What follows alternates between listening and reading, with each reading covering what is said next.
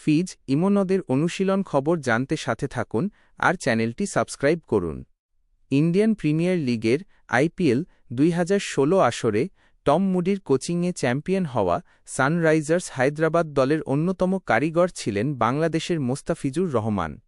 সেই আসরে দুর্দান্ত পারফরম্যান্সের সুবাদে কোচ টম মুডি তাকে দ্য ফিজ উপাধি দেন, যা বিশ্বজুড়ে খ্যাতি পায়। তবে এবার পাকিস্তান সুপার লিগে পিএসএল খেলতে গিয়ে মোস্তাফিজ পেলেন নতুন এক বিশেষণ।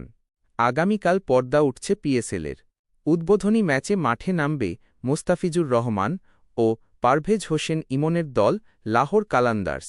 ফ্র্যাঞ্চাইজিটি এবার দলের অভ্যন্তরীণ থিম ও খেলোয়াড়দের অনুপ্রাণিত করতে অনুশীলন জার্সির পেছনে নামের বদলে বিশেষ কিছু শব্দ জুড়ে দিয়েছে।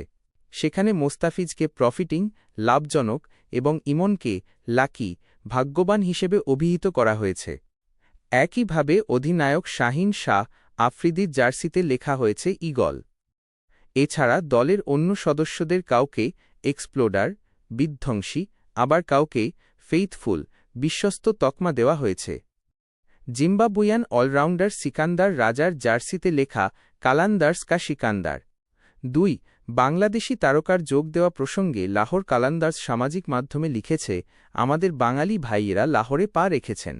ভোররাতে এসে পৌঁছালেন মোস্তাফিজ ও ইমন।